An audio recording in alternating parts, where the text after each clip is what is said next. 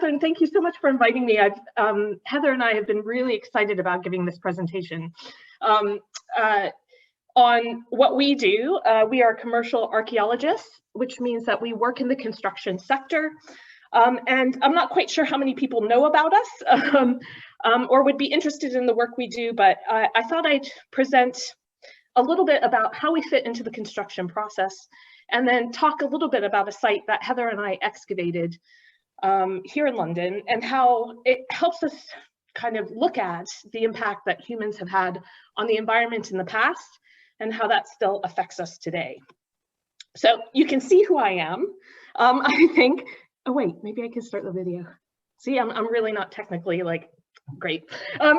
So I'm in the bottom left-hand corner.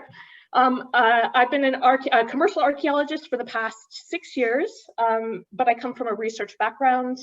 My specialty is osteoarchaeology. So that's the study of human remains in the archaeological context. Now I dig everything.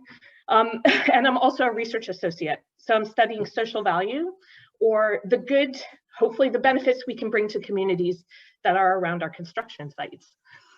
Unfortunately, Heather can't be here today. She's been called back to site, but she has been an archaeologist for the last 33 years. And she's interested in medieval and post-medieval urban development. And she is the queen of 16th and 17th century playhouses. So the early playhouses here in England. Okay, let's see if I can do this. How do I, oops. There we go. So the Museum of London Archaeology, it's been here for about 40 years, and it provides independent heritage advice and services. And that's for both large and small commercial schemes. And basically, we help people meet their planning requirements. So it's part of law here in the UK that you have to have your archaeology sorted out before you can build something. So we need to be able to come in, record and excavate archaeology before something is built in its place, or figure out how to retain it if it's considered quite important. So I should also add, I'm here in London, but you don't have to be in London to be an archaeologist. There are commercial firms all over the UK. You also don't have to live in a city. There are rural units as well. So don't think that, you know, this is it. There are plenty of organizations out there. So Heather and I thought we'd start with what archaeology is not, in case people don't quite know what we are and what we aren't. We don't dig dinosaur bones. Those are paleontologists. So we're specifically concerned with human behavior and the human environment. We're also not Indiana Jones or Lara Croft, Tomb Raider.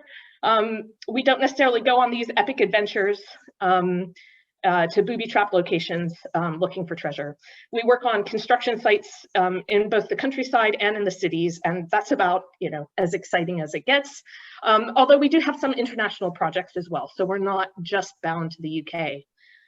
And sometimes you see in archaeology movies that they're, you know, doing very fine detailed work. Sometimes that can be a part of commercial archaeology, but we do a lot of physical labor as well. So we work a lot with mattocks and shovels and big machines, and you'll see those in some of these pictures coming up. So what is archaeology? Oh gosh, I can't see part of my screen. So what is archaeology?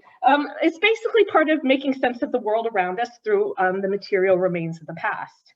So we go and we look at what people used or made or left behind, and that helps them tell us their stories. And that helps us provide or basically develop a picture of who we are and where we live. The environments we live in are a result of the decisions that people made in the past. And it can also inspire us to think about where we're going. So in some of the former talks, it was a great setup, thank you. You know, we see some of these older buildings that pop up and that are still in use today. And it kind of makes us think these things can be around for quite a while. So how do the decisions that we make today influence the future? So we come in early in the development process normally. So we're there in the early, like pre-groundworks or groundwork stage. And our job is to record and potentially remove the archaeology as efficiently and safely as possible. But we need to record everything because once it's out, we can't go back and do it all over again. So we record what we find. We kind of take it apart in reverse order from the most recent to the distant past. And then all the information we gather, the samples that we take, we analyze that data. We try and make sense of the results. And then we try and make that available to the public as well. And we also collaborate with other people in the construction sector. So sometimes we have to work with engineers, for example. In the top left image, you can see shoring that's been put in place to help secure an archaeological wall. Heather is actually down. You see the picture on the bottom right. She's basically down with that piece of concrete right now, with concrete cutters and conservation archaeologists trying to figure out how to keep that wall unharmed while removing that concrete. So we work not only with the client, but we can also work with other contractors as well. And sometimes the archaeology is considered important enough that it needs to be retained. So you can see in the bottom left corner that there's a Roman boat that's currently still sitting under a hospital here in the UK. It was considered too important to just kind of dig through or remove. And so it's sitting there beneath the modern day hospital. The site I'm going to talk to you about today is also considered one of those really important sites, but it also tells us a story about human decisions in the built environment and how that continues to affect us today. So here you can see the site I'm going to be talking about in the lower image, and it really doesn't look like anything special. It's located in East London, so just east of the Roman Wall, the old Roman Wall, the original city of London. And you can see a picture of what it might have looked like back in the past, in the late 1500s. Now, it might not look like much, but there is some really important archaeology here.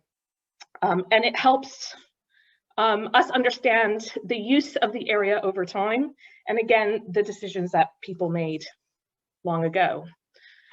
So before we ever go on site, so archaeology is not just digging. I should make that clear. It's a big part of it, but it's not everything.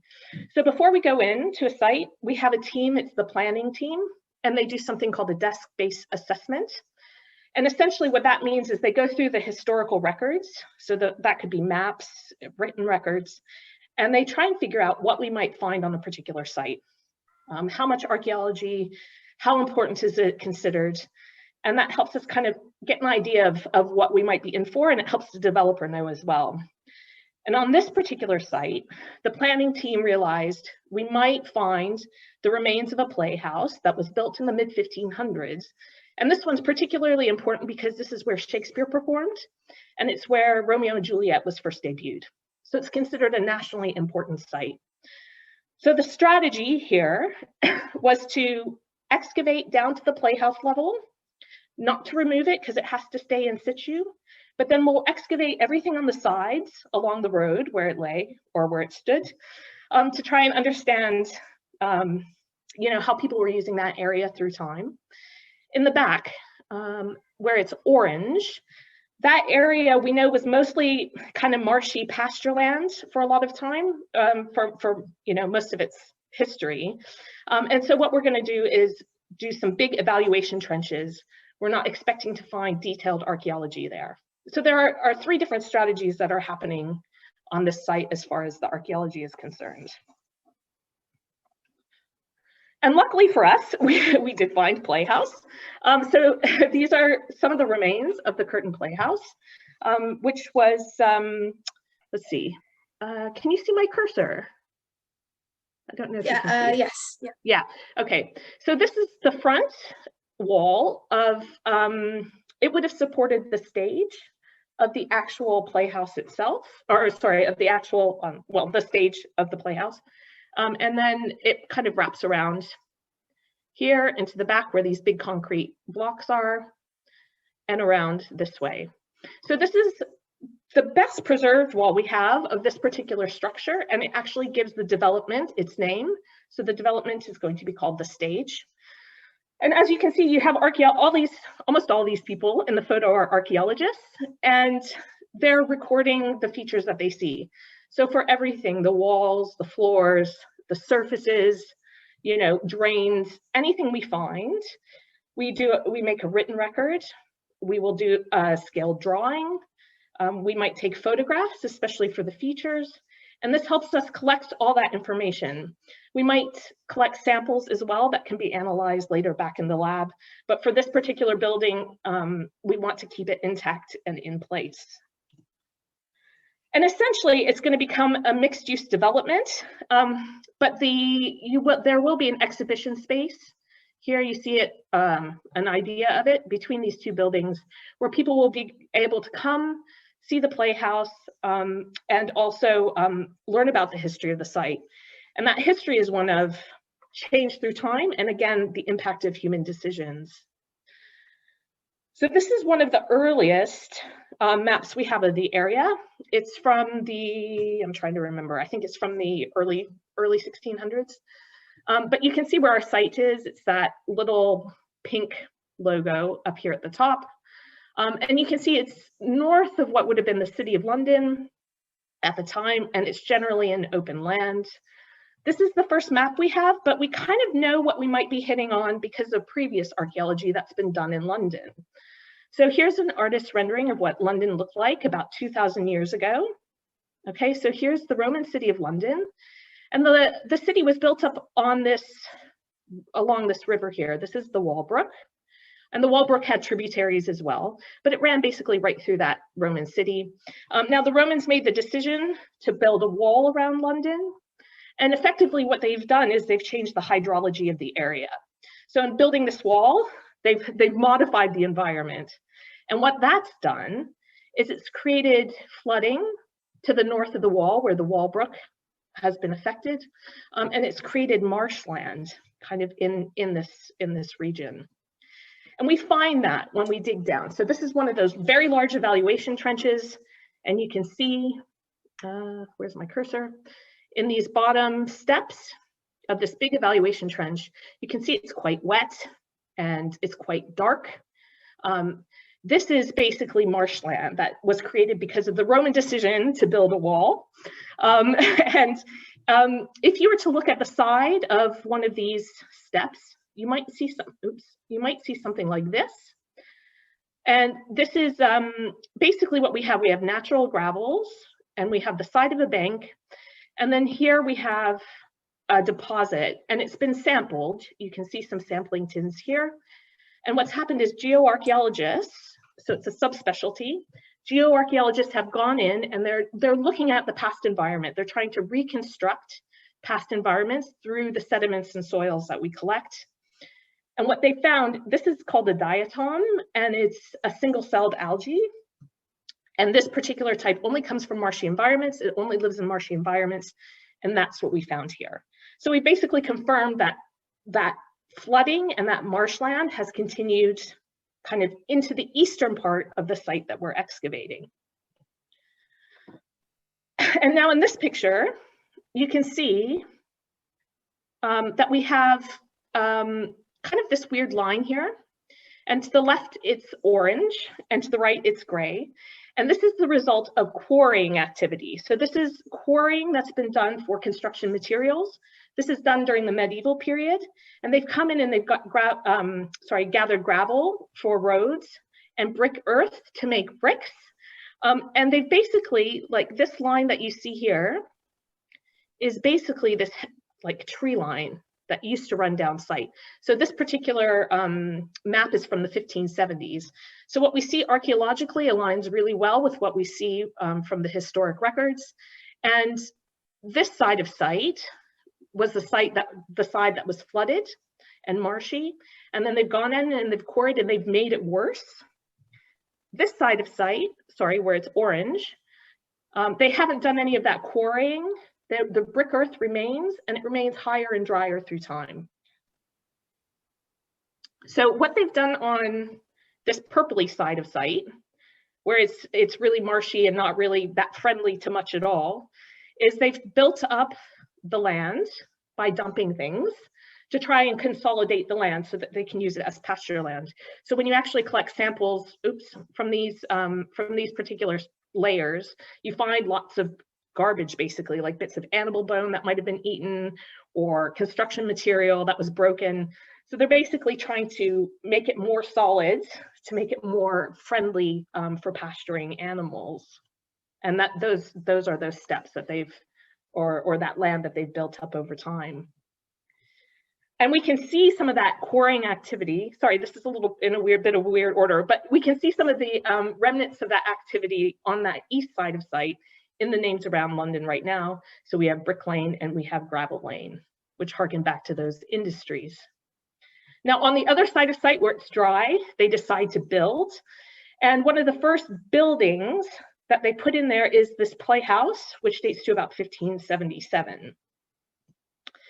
And I'm going to butcher this, and I really apologize, but it would have looked something like the Spanish Corral de Comedias de Almagro, which I have a lot of problems pronouncing, I apologize. But that would have that's an example of what our playhouse might have looked like. Now, when this particular Spanish playhouse was built, that's around the time that the Curtin Playhouse was closing down. So again, you see, let me see if I can bring my cursor back. No, there we go. So here you see what would have been the front of the stage, which would have been here, and basically towards the back of the stage here. And we have a little entranceway and floor area. This would have let the actors go under the stage. So we have these aspects of the playhouse itself. So when the curtain closed, basically they didn't destroy it, they decided to repurpose it. So here you can see some of the original playhouse layers, or the structures that go along with that original playhouse construction. And then they have a tenement. They decide to turn it into a tenement, and they actually have a couple of phases of that. This first phase you can see in this orangey color. So they add some walls to create a new area. And then there's a second phase of tenement building, and that's from 1680 to 1720. And you can see in the blue where they've kind of shut off more of this room, or they've added an extra wall actually. They've closed an entranceway, and they've added new surfaces and new walls. So instead of knocking something down and starting new, they're reusing the materials to create something that suits their purpose in another way. Now, all that building and then demolishing, I should say, in the around 1720, they basically demolished the tenement building, but they didn't get rid of kind of these lower walls. These structures formed kind of the some of the foundations of the buildings that came afterward. So all this process of demolishing and building and demolishing and building, it builds up the ground level over time. And here at the stage, we actually have modern ground level, which would be somewhere around in here. And you can see our archaeologists are, the archaeology and the archaeologists are about 4.5 meters below current ground level.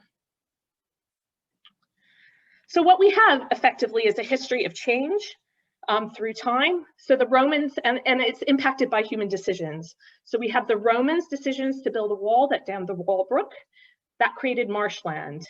Medieval Londoners decided to go in and quarry for building materials, which basically exacerbated the problem. They tried to deal with that by dumping a lot of stuff on top and consolidating those layers, and to turn it back into some sort of pasture land.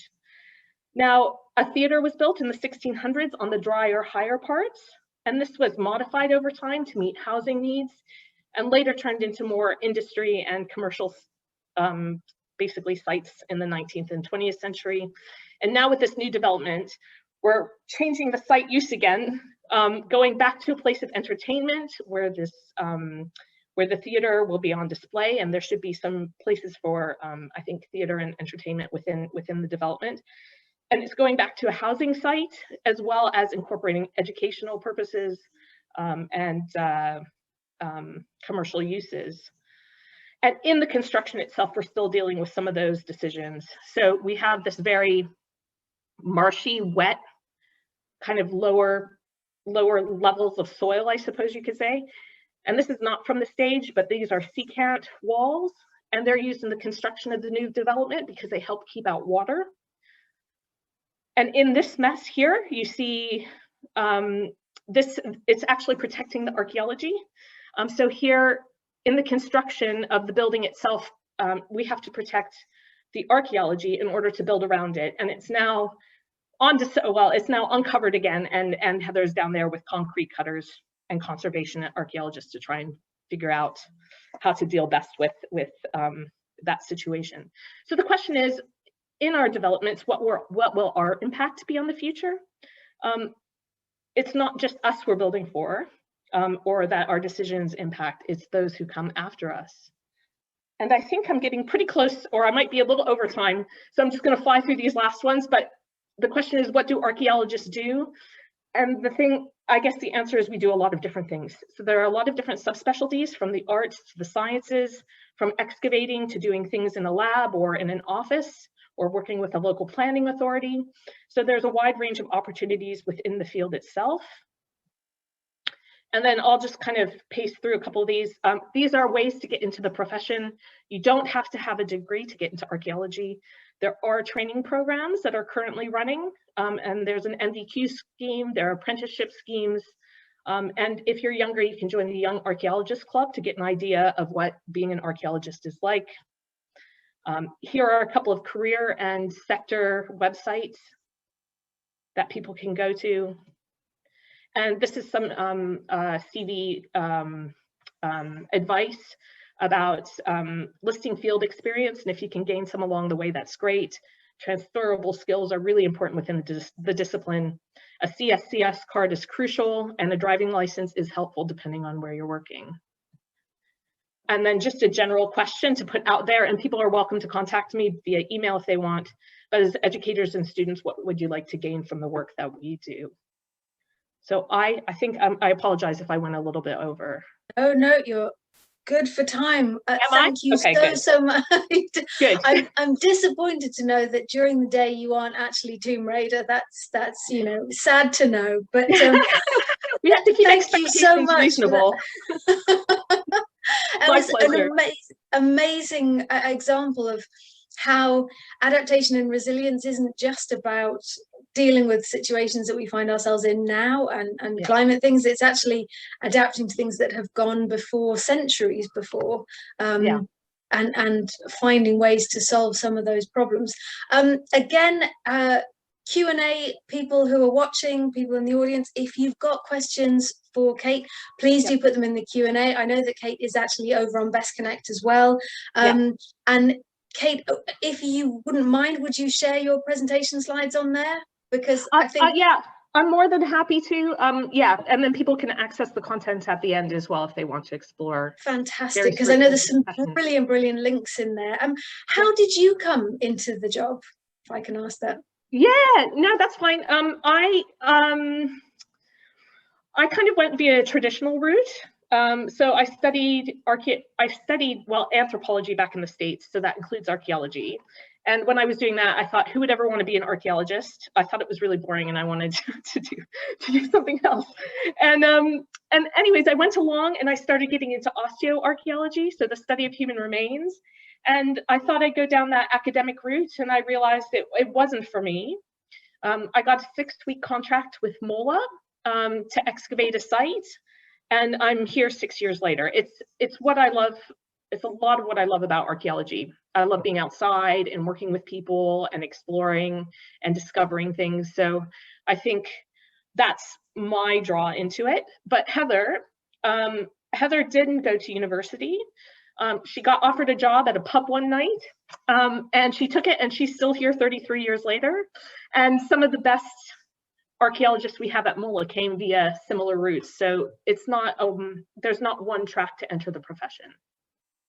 That's amazing, because it's always, certainly to me, I would always think of it as being so very, very academic, but it's obviously so many ways. Could I ask you to stop sharing your screen? Because I think it'd be lovely if people could see you on the camera. Oh, okay, sure. Yeah. Is that better? Is that there better? you are. Thank you. Okay. Thank you. Thank you. Yeah, thank you for that. That was just amazing. What's been the most unusual, most exciting, most challenging project that you've worked on? I think, I'd have to say some of the most challenging projects I've worked on are infrastructure projects. And sometimes it's because we're so closely coordinated with all the work that's going on around us. So we are actually working while people are slinging skips around, or they're demolishing in places around us. And it can be quite a more intense environment. Also, waterside sites. You're always getting, flooding on site. So you really face a lot of different challenges. And it's really site specific. So that's another thing that's great about it, is every site is different. And even if you're kind of working in the same area and you know what you might find, each site presents its own challenges. So it's something that's, no day is really ever the same, I suppose.